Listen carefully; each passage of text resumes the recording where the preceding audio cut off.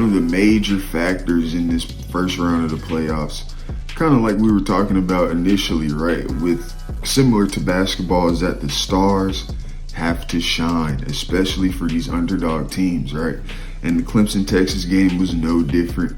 I think Clemson needed Cade Klubnik to kind of come through in the clutch.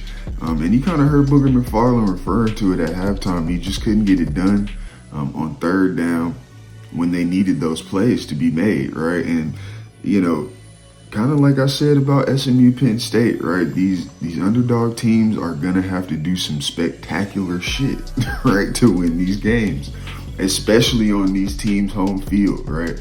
I think I heard, especially with the Texas game, I think I heard one of the announcers saying, like, the finals were last week, right? Like, these kids in the student section should be at home, but they're still at this game, right? So that kind of just gives you an idea of the atmosphere that these guys were playing with as the home team this weekend. So, you know, no different with Texas. Obviously, like I said, Texas is probably the most battle-tested, most complete team remaining in the playoffs.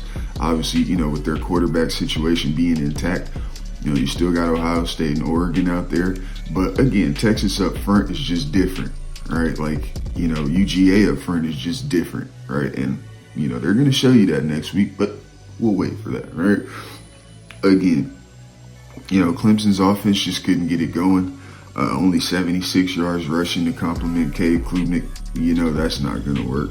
3 of 12 on third down. Not going to work.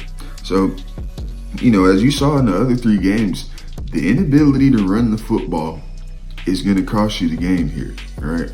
And again, when you're coming into somebody's home stadium, right, you have to kind of establish that run game. You have to slow the ball down.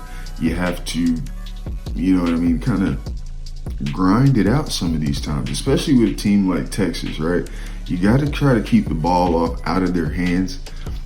But they have so much depth with a lot of these top tier schools, Texas, Georgia, Oregon, Ohio State. There's so much depth that, you know, the tempo doesn't really get to you as much, kind of like you saw with Tennessee, Ohio State, right? They go tempo, it doesn't matter, right? We'll swap them out. They're all 4 or 5 stars, it don't matter, right? And so that's just kind of what you're dealing with some of these higher seed teams. And, you know, at the end of the day, again, it's a tournament, right? So, you know, kind of like I said, when your star players aren't, you know, start playing, it's going to be tough, right? And then your run game's not complimenting that guy in that situation with the Clemson Tigers. With your quarterback being that star player, if he doesn't have that run game to complement, it's going to be tough. And you saw that it was tough, right? Even if you can make a few plays, right? They made it close, right? I think they were within 1 score for the majority of the game, and then they just kind of pulled away late in the game. And again, that has a lot to do with you not being able to run the football, right? You can't shorten the game at all. You can't hold the football at all. And that's what's just going to happen, right? You just give the other team more chances. And again, in a situation where the home team has this kind of atmosphere, you don't want to give them more chances to score, right? So Texas is looking at Arizona State next.